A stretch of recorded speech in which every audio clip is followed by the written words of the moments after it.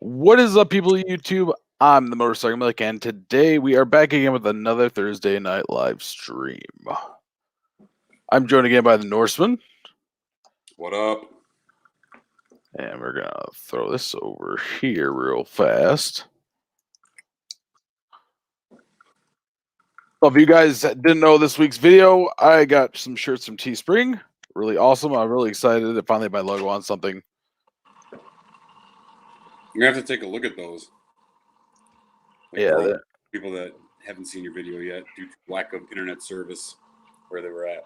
Dun, dun, dun. Nice. But yeah, that's about how my week went. Another long, exhausting week out in the real world right now. And yeah, it's been a road. Yeah, I can second. Oh, on the other side of this too is we still don't have the Heritage. It is not back yet. We do not have it. So we are going on 2 months of not being able to ride the Heritage at all. And now we're getting some nicer weather, and we're gonna have the chance of not being able to go do that. Man, Dude, I'm pretty certain that by the time you get that back, it's going to be like a brand new. Yeah. It's. I don't. I envy the day I get to feel it again, because like I hated the fact that I got the new seat and everything on the Heritage, all the new lights, the new stuff on there, and it's like I just haven't been able to ride it. Plus, I believe you have a few more items that you need to put in there to kind of finish it off, per se. Yeah, so I mean, I do have a couple other items I do have to get on the bike, which one of them is going to be it's only cosmetic, but it's actually pretty cool because I got some things custom made for my bike, and I've shown them off somewhere here before. But I think I even said it was getting rebadged at one point. So yeah, it's getting rebadged. The Heritage will not have the same badges with this riding season. I just gotta get a back rack for it.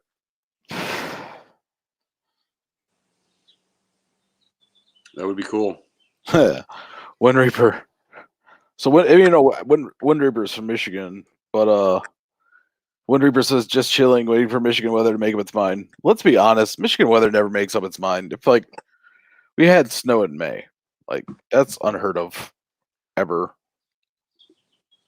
Yeah, it's been actually kind of peculiar just with the temperature changes. I was up in the thumb all week and it was no warmer than 45 degrees, and then down here it was like 60s and like sunny and fairly good until yesterday.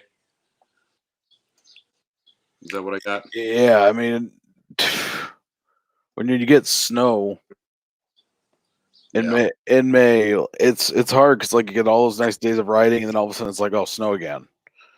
And it's May, so it should be staying warm. Maybe we should have some rainy days, but yeah, I don't know how riding season's going to be this year. Because even now we got thunderstorm today. Actually, today or yesterday we got the thunderstorm. Oh, it's today, yeah. So that means that severe weather is going to be picking up here soon. And who knows what that can do to everything around. It's absolutely crazy. I still have yet to complete my goal of, at one point in my life, I'm going to chase a tornado on a motorcycle. On purpose? On purpose. May I ask why? Because? Just say I did it. I'll be standing by in the crash truck. I don't think it will crash. It's a tornado. I mean, how far could it throw a motorcycle, Oh, I'm not talking about. Or I could get sucked up in the tornado on the Heritage and you hear dee dee dee dee dee dee dee dee dee. Or worse yet, you can end up in Oz. I would make Oz my bitch. Like, I've seen the movie. I know how this shit works. Take me to the pickle man behind the screen.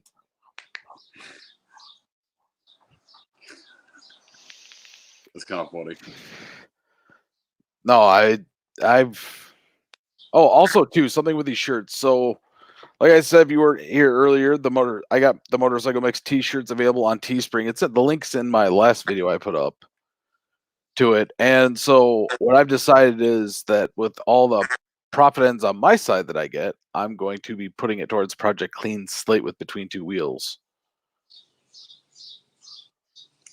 Project Clean Slate? Yes.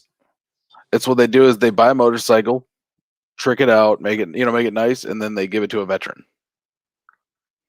That is actually pretty cool. So I'm going to be whatever profits I get off these shirts, which I know I just dropped the prices on them because I didn't realize you could do that. So they're like $20 a shirt, and the other half of that is going to, like I said, whatever I would be my profits of it would be going to Project Clean Slate to help a veteran get a bike. I used to want to jump out of things change. Yes, that Wind Reaper, you got that just right. I used to want to jump off a perfect airplane. Things change. I mean, I think I can safely say that out of all the crazy things I've ever wanted to do in my life or have done in my life, jumping out of a perfectly good airplane was never on that list. But it gets put there. Yeah, no. If God wanted us to fly, he would have given us wings. I am not about the jumping out of airplanes. Technically, that's God giving you wings. No, sir, that is not. You float down like a dainty butterfly. At terminal velocity. No thanks. Oh, okay. So I don't know if you know that Between Two Wheels does their podcast every Thursday or every Wednesday night. So what they've been doing is doing like they have the podcast version of it, but they actually record it live on YouTube during a stream. Mm. And they were talking about hybrid motorcycles. And what they mean by hybrid is like the ones that can a multi-use, I guess, motorcycle. And they're going through all the Indians and the Kawasaki Vulcans and the Honda Shadows, the MT10s. Not one of them put the Heritage on. It had to be under 20 grand, and not one of them put a Heritage on there. As like clarify that. So like a Swiss Army bike kind of thing, where it can be a multi-use type of motorcycle. So I guess like touring and around the city. I would think that like, I don't know, multi-use could be like on-road, off-road, like. Well, I think it was for the street. I think what the stipulation was, it was for the street. They had to be able to find bikes under $20,000 that were multifaceted bikes. And the Heritage comes in at $18,999, which is not a bad price. And they didn't throw it in there. They had Indians. They said they had the Shadow Phantom. They had the MT10s from that. They had the Suzuki Boulevards. Not one of them put a Heritage on there. And I think it might be because Johnny Roblek. The debate about the Heritage is going to continue. But I will tell you this, I don't think that he would have done that just for that reason. I think he is very objective. And if it's good, it's good. And if it's not, if it made the list, it made the list for a reason. If it didn't, then same thing there. Because I know you're pro Heritage, and I get that, but I think he's fairly objective in that aspect. I still think the Heritage should have been on that list. Oh, what's up, Blacktop Devil? Can't join me, sure can listen. Sweet. But seriously, I mean, really, for most versatile bike of that level, it's going to be a Heritage. Just because it's got the bags in the windshield, you can take them off easily. It becomes like that slim down bike, like a Softail Slim.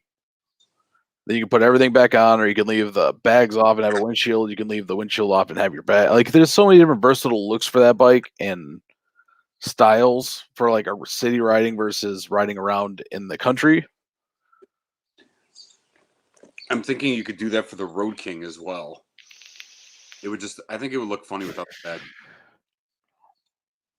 It doesn't, though. It looks like a deluxe. Yeah, I don't know. Just like, I think that, I don't know, mainly because of the side panels kind of like blend everything together. But I don't know. It would just look very bare back there. When you think of Road King, you think of like, just basically one step below an ultra classic. You know, where you got the bags. There's no tour pack on it, and I don't know. It just completes it just flows. If you take the bags off of it, and I've done it a couple times, and I really don't like the way it looks. I am actually curious about this. So Wind Reaper says, so have we discussed the 4 models Harley is dropping here yet? We have not, Wind Reaper. If you want to drop those 4 models that they're dropping in the side chat, I will. And okay, so also too, I saw something on Instagram earlier today. It was Matt Laylaw did like a sneak peek video for Laylaw Harley, and it's the Softail Slim, but it looks like they either customized it or if that's what the Softail Slim's going to come with now is they showed a 2-1 pipe on the bike from the factory. Didn't they come with 2-1s? Softail Slims didn't. No. Only ones right now that it has is the Fat Bob and I think the FXDR. And the Sport Glide. The what? They had double stacks, right? What do you mean? Well, they had exhaust basically stacked one on top of the other on the right side. Yeah, no, these 2-1. Yeah, those have the shotgun exhaust. FX. Yeah. Okay, so he said the FXDR, the Breakout. So Wind Reaper just told us that Harley is dropping 4 bikes from the lineup, which I'm not really surprised those ones are getting dropped. I'm kind of curious what the other 2 are, because the FXDR and the Breakout were still niche bikes. I think they kind of always would be. It's for that. It seems they're fun bikes, but it seems like something you're not going to ride around for hours on. No, and I think definitely that's probably a wise decision.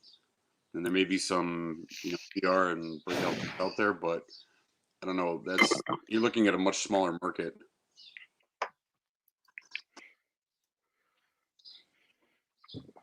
I'm really curious what the other 2 are. Yeah, because I know they're bringing out. They're still okay. So the Pan America and the Bronx, their Cafe Racer and the other one were all still approved to be. That's already ongoing. But looks like from the sounds of it, they're not going to be making any other line of bikes until I guess they recover or whatever. Oh yeah, that's another one, the Deluxe, which that kind of blew my mind. Forgot the 4th. We don't know what the 4th is. Oh, so yeah, the other one is the Deluxe. The Deluxe is being dropped from the lineup, and that's kind of depressing. But I understand kind of why they're doing it. Just because the Softail Slim to the Deluxe to the Heritage is all 3 kind of the same bike. So if you got to take out the Mercury of the brand, so you keep the Ford and the Lincoln. I kind of understand that. You can already make a Deluxe kind of look like or a Softail Slim S look like it has that Deluxe look. The only thing you're going to be missing is that Tombstone taillight. And I'm sure you can get one for it. Oh, no doubt. So I wonder if they're really going to drop the Deluxe or just kind of make it like an appearance package for people to use. But I don't know. The Laidlaw Slim, though, they had posted was interesting to say. It looked a lot like there was a lot of customization into it. So I don't know if it was just their 2020 Slim or if it's Harley bringing out a customized Slim like that with a factory 2-1. And I don't know if they're going to try to make them just more, I guess, I don't want to say sporty because it's a Slim. It's still in the FL line of the Softails. And they still got to keep the price down. Yeah. That's definitely another one they got to keep. That's one thing that will kill Harley too eventually is their prices. I mean, you can't keep charging the same amount of money for the bikes. You know, if they're going to save the brand, they got to kind of slow down on their pricing. Yeah, I don't know, from what I've read, they're every quarter they're dropping. And I think that with the amount of I don't know, everything that's kind of going on nowadays, we're really pretty much at a brink of another recession here, if not already, stepped our toes into it. I think that I don't know, like spending anywhere from 18 to 25 grand on a motorcycle is not going to be for the common man these days. No, and I feel like that's another part thing that's going to kill Harley is just like all the person to person sales versus buying it from the dealership. That whole pre-owned market that's behind everything that could take over really quick because everything is more affordable in that aspect. Agreed. But I really wonder if Harley can actually pull it off. I don't know. They're gonna have to go into survival mode for the most part and really kind of take a look at their processes, their manufacturing. What's up, guest only? Sorry, guest only stopped in there. It said it's dropped in for 5 minutes. What up? What up? Guest only, they got some pretty good videos. I would go check it out if you guys do like their content. Do subscribe to them. They got some good stuff. Wind Reaper says, I'd get a Heritage over Deluxe every time since they're basically the same bikes. That is true. Just one's chrome and one's, I guess, blacked out now, if they want to call it that. He says, I'm not personally going to miss the breakout, but I was sad to see the FXDR go, though. I honestly think they should have stuck with the V-Rod or the FXDR. That was kind of like they thought it would replace it, but the V-Rod was just a way better selling bike. And it was gaining popularity again. Yeah, it was actually a really cool bike. I'm not big on I'm not big on the sportier looks of them, but the V-Rod was really starting to grow on me. That was I mean, it's weird. Like, it was a great design bike. It worked really good. It's what gave the Street 500 and the Street 750 their motors. And it looks like it's kind of going over to the new Revolution motors, maybe, that style. Based on this displacement, I would probably say it's close to the same. But they had something that was good that no one else was doing, and then they just started screwing it up. Like anything else, if it ain't broke, gotta fix it. I mean, that seems to be the model for when you buy a Harley. That fat tire, though. Yeah, I don't know. I always thought the breakout looked like a kind of like a chopper on steroids, where it was just too clean to be a chopper, and it was not, chopper enough to stay a chopper. So it was like a morphed. It was like it never like really sat in one class. No, it was weird, and it's like the stretch on it too. Like the most uncomfortable way to ride a motorcycle is on that bike. Let's do this. But I mean, a lot of people I see buy those bikes. It's just a kind of an around town bike. It's not going to be something that most people are going to take on a long trip. No, it's a bar hopper, is what it is. I mean, could you imagine putting 600 miles on that bike? No, I put the most I put on when I was on my Sportster before I put the Memphis Shades fairing on there was like 200 or 300 miles in a day, and like when I got home, you were feeling it. Yeah, it was just the wind on your chest the whole time. Really, it takes its toll. I mean, people don't realize that like, I don't know, and you got, you're doing highway speeds, and that's just basically in your, for the most part, wearing leathers. You're just a giant wind sail, and it takes its toll on your arms, your back, your abs. I mean, just constantly trying to adjust position with my legs. That was another one that I always had issues with.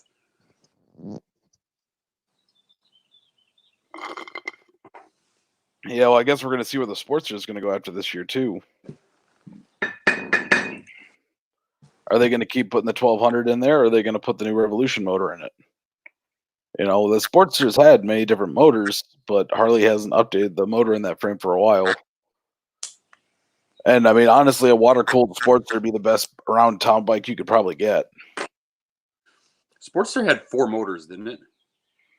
Yeah, from inside. Yeah, the 900, the 1000, the 883, and then the 1200, right? Yeah. So, are they going to put the new Revolution motor in the new Sportster? I mean, it's about time for a change. Well, it's weird. And their cafe racer looks a lot like a cafe'd out Sportster. Their new one, but it's going to have all the better suspension and everything to it. So, but it goes back to Harley's really, I don't know if they're misjudging the situation. I mean, they got all their executives, they know all their financials, but they could definitely keep the company alive running at minimum profit. Once again, you got to convince shareholders to start disliking money.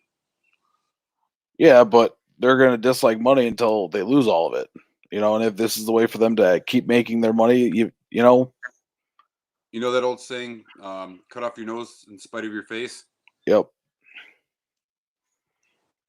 I'm hoping that's not the case, but you never know.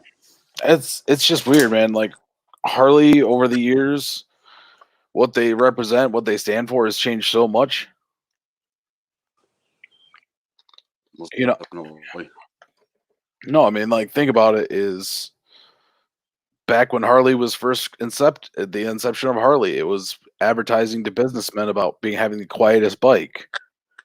And you got like kind of like the greasers and all that kind of phase, you know, and you know that goes from racing and all that kind of stuff to the greaser, I guess, what I call stage. And the movies that kind of really threw motorcycle clubs into the mix. You know, and that culture kind of carries over to where people that aren't riding a Harley Davidson can get made fun of by those on Harleys. It's a given fact. You know what's peculiar? Like, I don't know. I was thinking about this the other day. So the automobile has been around pretty much just as long as motorcycles, if not, kind of like neck and neck. You know, there's been car clubs for such a long time. How come they don't get this kind of like notoriety with like brand name, like with the Chevys or the Fords or the the Mopars? Or am I just not seeing it because I'm just too zoned in on 2 wheels? No, I mean it's weird that and the promotion of that kind of stuff, that style of life, is really what led to the motorcycle clubs, this the style or whatever you want to call it, going to that point. And so when you get, like you said, going over years, you're always going to have those people that are going to say mine's always the best. But I've seen a lot of people that won't ride with people on Harleys because the person's just going to give them shit about, if someone's, oh, have a good night, Gaston Lane.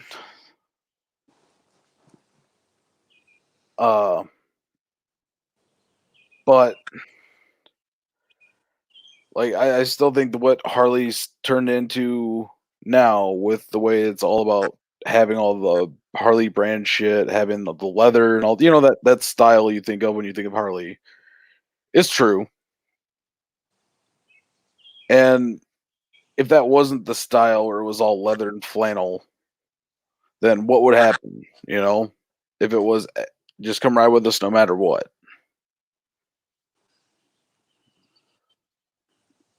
I don't know. I guess, like I said before, when we've talked about this previously, it's like I thought it really is based upon the individual and the individual mindset.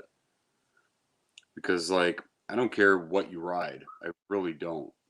You could be, if you're on 2 wheels, I give I give props to the kids in the neighborhood that ride around on, their scooters and their mini bikes and stuff like that. It's just that's getting them into riding on two wheels, motorized wise, not pedal wise. But I think it's like a big thing to be able to do that. It's not easy. It's not. People don't realize how fun it is. There's a little fear factor to it, but like I don't really care like what you're riding. If somebody's on a dirt bike passing me, I'll wave. That's just kind of like where my MO is.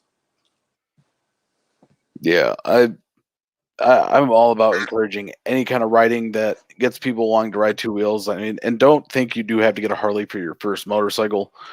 It's just I'll tell people off the rip, do not get a Harley for your first bike. Unless it's at a really good price. Even then, I mean, I don't know. Like me personally, it's like get yourself something inexpensive, something smaller that you could start off on. If you've never ridden before, the last thing you want to do is jump into a 124 or a 137 or 147. You don't want to get into those big ass motors with a lot of power. I mean, you see this day in and day out. People get on them, they're not 100% sure and they're not confident as to what they need to do with their hands and their feet. And the last thing you need is more torque and more horsepower. It's going to make it that much worse. I still think like a Honda Shadow is a great starter bike. Perfect starter bike. Fuck, man, if you can find yourself a Suzuki Savage, pick one of those up.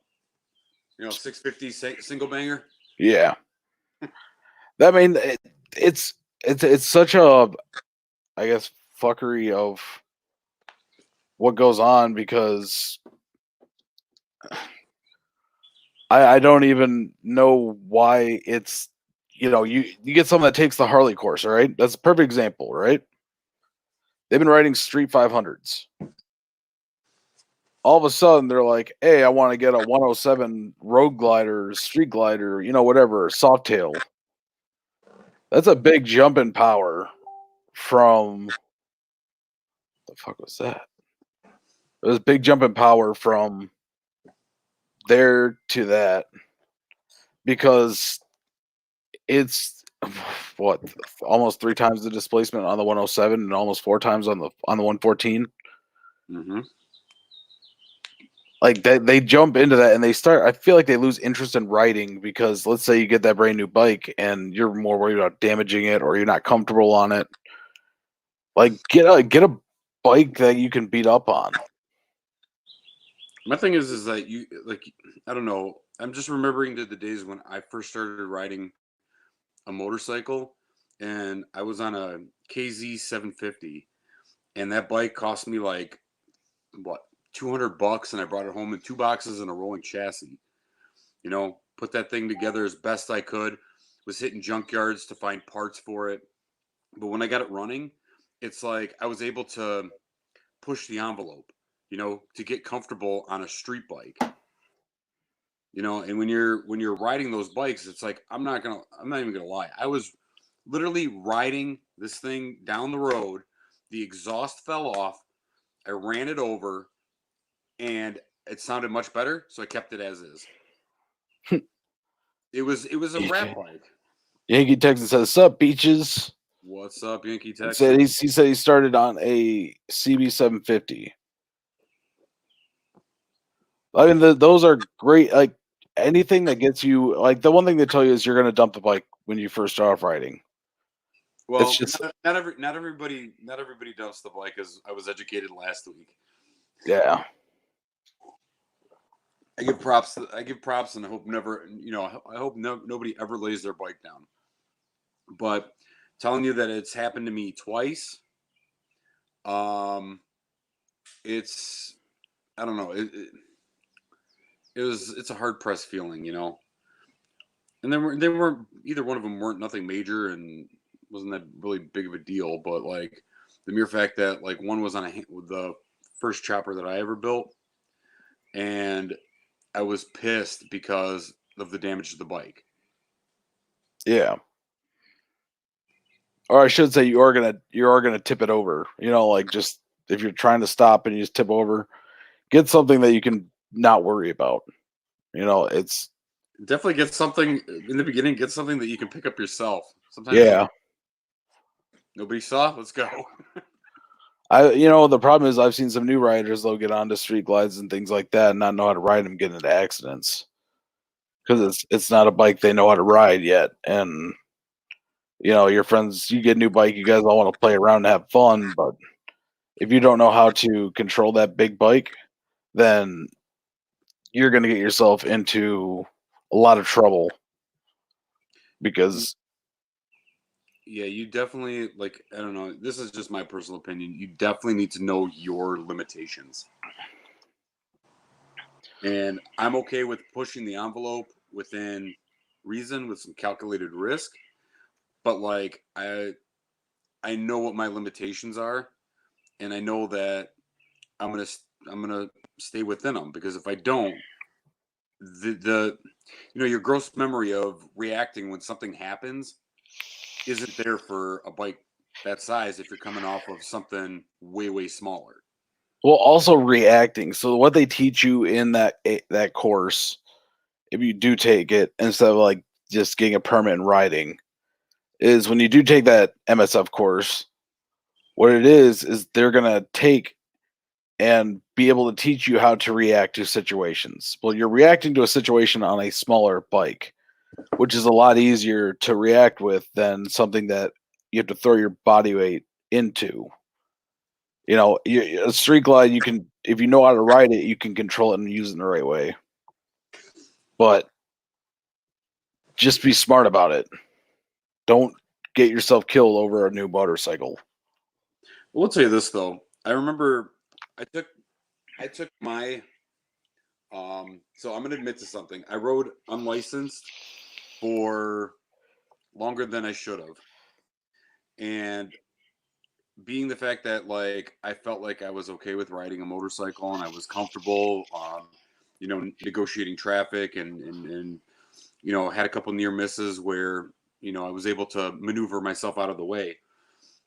After taking that class, um realistically, I learned so much of my bad habits that it took some time to kind of undo some things.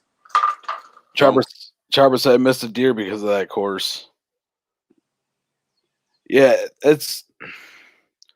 I should probably go take it up here in Michigan just to do it. Which some states it does benefit you insurance wise, but in Michigan it doesn't until you take the advanced riders course. actually, even I get a discount with my certificate just for my basic class.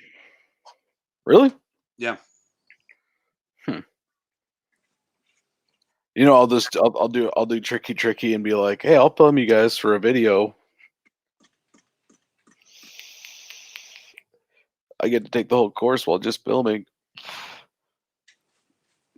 Are you allowed to use your own bike in the training course?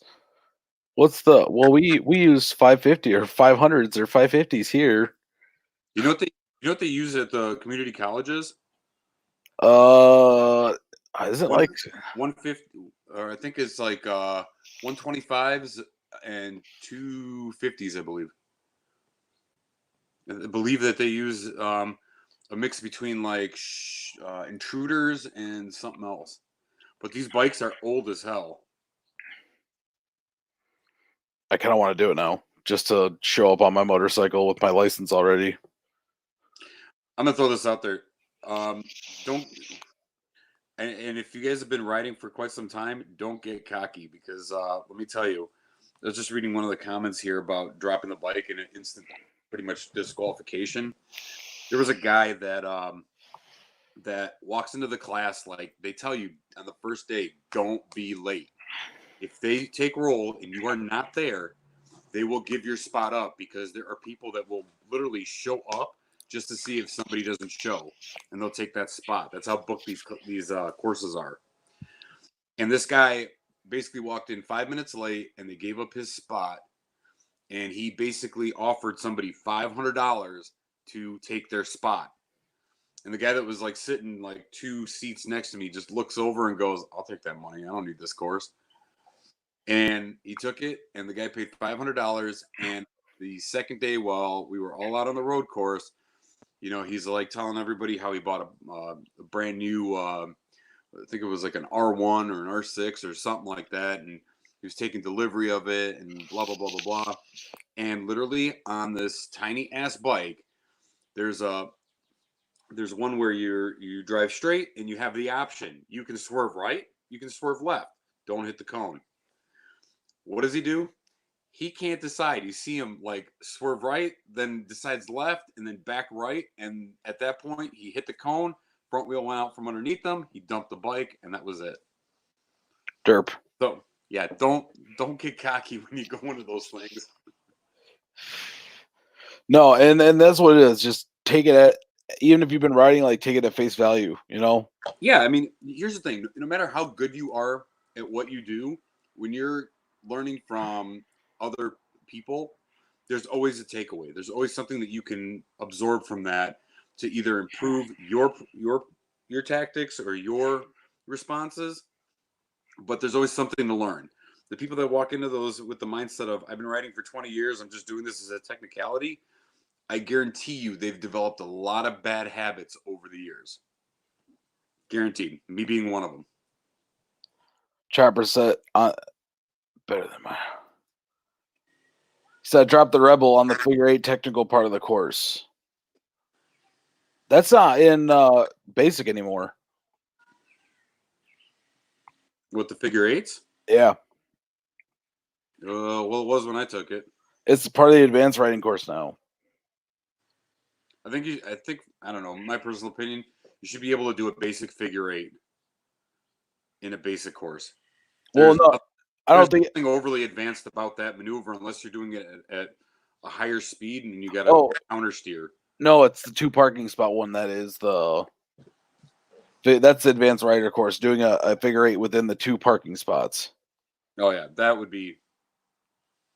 I had learned to do that on my Sportster, and I could probably, the Heritage is a lot more balanced, so I could probably do it a lot better on the Heritage.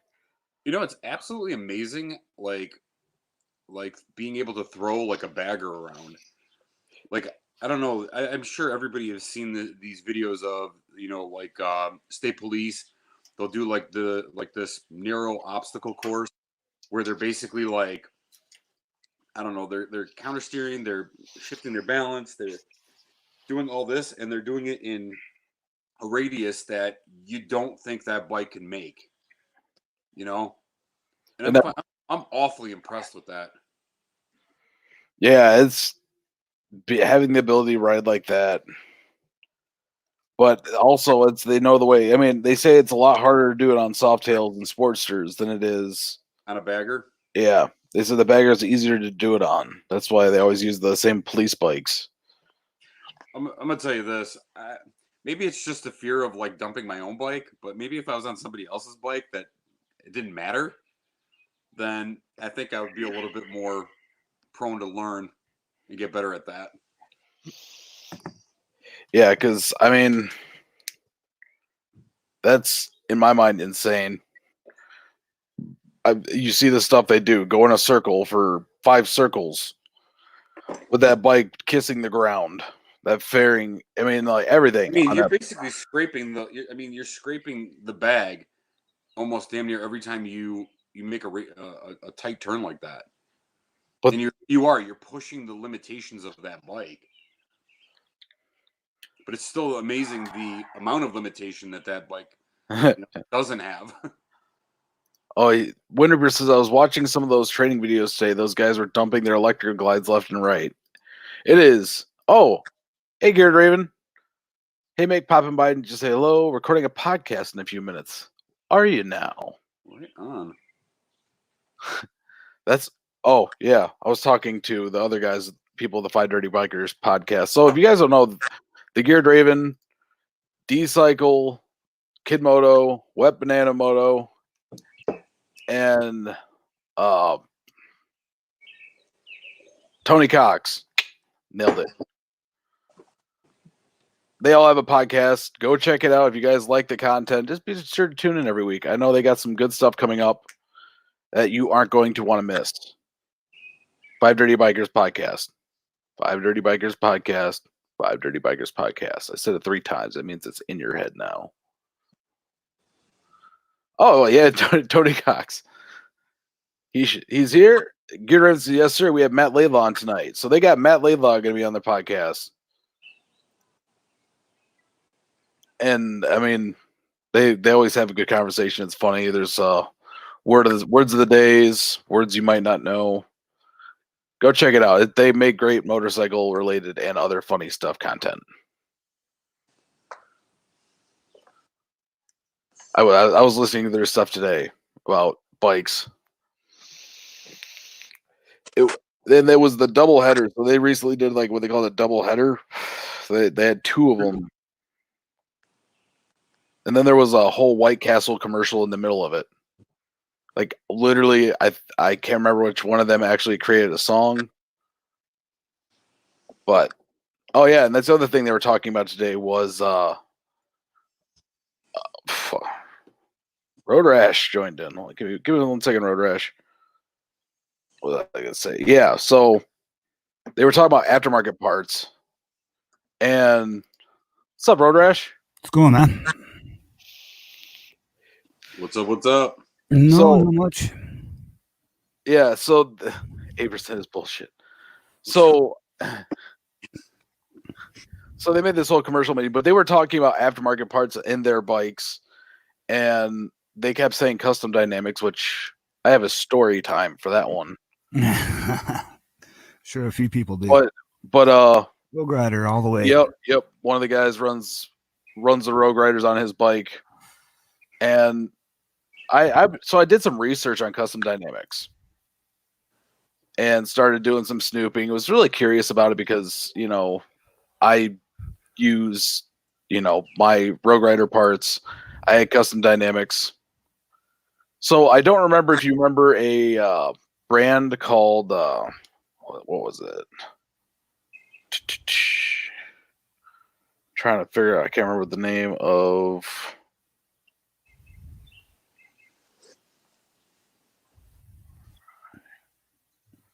There it is. Like you need to start thinking out loud. Yeah. I'm trying to see the name of the brand. Was it Radiance? Never heard of them. Me neither. Exactly. So Radiance, the guy that's at Radiance helped them really start custom dynamics. And they ended up like they wanted to be the exclusive distributor of their lights. The custom dynamics did. And so when they didn't want that, what happened is they sued Radiance Lights to cease and desist the way they're making their lights. Why? Claiming it was proprietary? Yeah, something like that. And then they had another one with another company. So they like to try to shut down companies that can compete with them. So not that'll That's a solid business tactic. It's shit though, man. Like when they have that whole situation where they can just go after people because they want that monopoly. But custom dynamics parts are cheap compared to like my Rogue Riders. I'm not gonna lie, like from just your turn signals, right? Taking a look at just the way both of them are made, like custom dynamics, and this is like I said, my personal opinion. It looks like they basically rated like an 80s Radio Shack and try to put like stuff together for it. Their parts just look so antiquated, For the price, I mean, no, they do. Their newer ones aren't bad. I don't know, man. Nobody uses the full LEDs anymore. Everybody's onto like the surface mount Crees that are much brighter. They operate with a lot less current draw, a lot more efficiency, and they're the way they set up their reflectors. it's just I don't know. There's too much growth in that technology to be still using what I saw on your turn signals. No, and that's why like you saw the ones next to it. The was it that you saw? I mean, you saw the LEDs, like the diodes they use versus what's the Rogue Rider industry ones I had are, and you can see the complete difference between the two. You know, like the technology is better, but they're at the same price point. And that same one I have is the same one that they sell now. They're LEDs. They haven't changed it at all for their $80 ones. Yeah. And they're more expensive ones. Their Probeam whatever ones are. They're what you put the whole thing in there and it's got some weird way it works. You know, that's the problem for me is that I don't like seeing that stuff. Like it's we already have a more expensive Harley aftermarket, but now they're just pushing it where it's like, who cares? Well, I mean, but that's the thing is I think that's like why they can charge the prices that they charge, because the Harley aftermarket is expensive no matter what. You know what I mean? It's like, I don't know, like one thing I've noticed is like if you're buying something for a metric bike, it seems to be like, especially when it comes down to like lighting and stuff like that, it's like a lot cheaper than if it bolts onto a Harley. What the heck? And I'm specifically talking more like about generic parts as opposed to like, you know, something that's a little more model specific in the metric aspect.